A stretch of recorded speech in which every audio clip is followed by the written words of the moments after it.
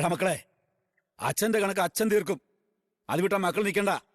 എങ്കിലും എന്റെ സ്ഥാനത്ത് അച്ഛനായിരുന്നെങ്കിലോ? അങ്ങനെയായിരുന്നെങ്കിൽ ഇതൊന്നും ഉണ്ടാവില്ലായിരുന്നല്ലോ അച്ഛാ. അരവിന്ദന്റെ മരണോടെ അച്ഛന്റെയും എന്റെയും വഴി രണ്ടാണെന്നേ ഉള്ളൂ. ലക്ഷ്യം ഒന്ന് തന്നെയാ. ഞാൻ എന്തെങ്കിലും ചെയ്തിട്ടുണ്ടെങ്കിലേ അത് എനിക്ക് വേണ്ടിയല്ല അച്ഛാ, നമ്മുടെ കുടുംബത്തിന് വേണ്ടിയാ. അതിന്റെ പേരിൽ ഏറ്റവും കൂടുതൽ തല്ലിയതും കുടുംബക്കാർ തന്നെയാ, അച്ഛനും നീവിനേട്ടനും ഒക്കെ.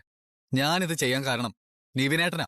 നടുറോട്ടിൽ നിന്ന് കാവേരിയോട് വിളിച്ചു പറയുക ഐ ലവ് യൂന്ന്. നീവിനേട്ടനെ മാത്രം വിചാരിച്ച് ജീവിക്കുന്ന രാഗിണി ചേച്ചി ഓർത്തപ്പോ അത് നേരിക്കേണ്ട എന്റെ ചങ്ക് പൊള്ളിപ്പോയാച്ചാ. നിവിൻ അങ്ങനെയൊക്കെ ചെയ്തോ? ഞാനേ എന്റെ കണ്ണുകൊണ്ട് കണ്ടതാ.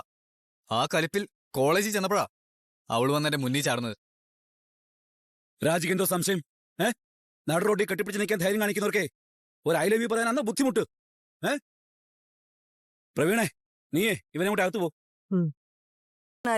എന്ന് നമ്മൾ കേട്ടിട്ടില്ലേ? ഇപ്പം ഇല വീണ് കിടക്കുക. അധികം തട്ടുകേട് പറ്റാതെ ഊരിയെടുക്കണം. ലൂസിയമ്മേ, മനസാക്ഷിക്ക് നിരക്കാത്തത് പറയരുത് കേട്ടാ. അവക്കൊന്നും പറ്റിയിട്ടില്ല. ആമ്പിള്ളേരോടൊപ്പം ഒരു രാത്രി കഴിഞ്ഞെന്നാണല്ലോ ഇവിടൊക്കെ പറഞ്ഞു കേൾക്കുന്നത്. അത് നുണയാണോ? ലൂസിയമ്മേ, അങ്ങനെ പറഞ്ഞുകൊണ്ട് നടക്കുന്നവരാരെങ്കിലും കണ്ടോ എന്റെ അനിയത്തി ആമ്പിള്ളേരൊപ്പം കഴിയുന്നത്? കാണാത്തവരെ കൊണ്ട് പറയിപ്പിക്കല്ലേ.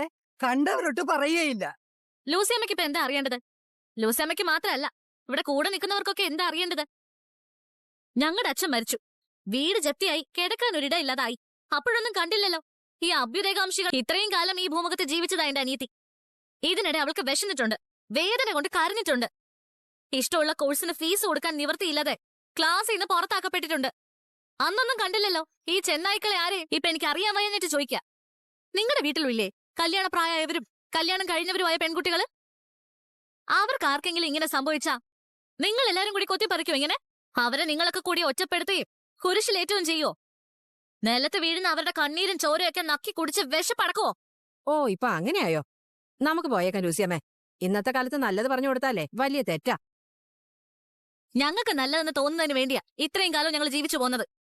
ഇനി നിങ്ങളുടെ ഭാഷയിൽ എന്തെങ്കിലും തട്ടുകേട് പറ്റിയിട്ടുണ്ടെങ്കിൽ തന്നെ ഞങ്ങൾ അതങ്ങ് സഹിച്ചോളാം. ഇനിയും നല്ലത് പഠിപ്പിക്കാനായിട്ട് നിങ്ങൾ വരണ്ട. നിങ്ങളുടെ ആരുടെയും ജീവിതത്തിൽ തലയിടാൻ ഞങ്ങൾ വരുന്നില്ലല്ലോ. അതുപോലെ ഞങ്ങളും ജീവിച്ചു പോയിക്കോട്ടെ. വാ മോളെ, വെള്ളത്തിൽ വരയ്ക്കുന്നത് പോലെയാ ഇവരോടൊക്കെ വായിട്ടലയ്ക്കുന്നത്. അവള് പറഞ്ഞത് കേട്ടില്ലേ? നമ്മൾ നമ്മുടെ വീട്ടിലെ കാര്യങ്ങൾ നോക്കാൻ. നമ്മുടെ കുട്ടികളെങ്ങാനും ആനെ പോലെ മതം പൊട്ടി നിൽക്കുവാണോ? ആരെങ്കിലും ആണുങ്ങൾ വിളിച്ചാൽ കൂടെ ഇറങ്ങി പോകാൻ.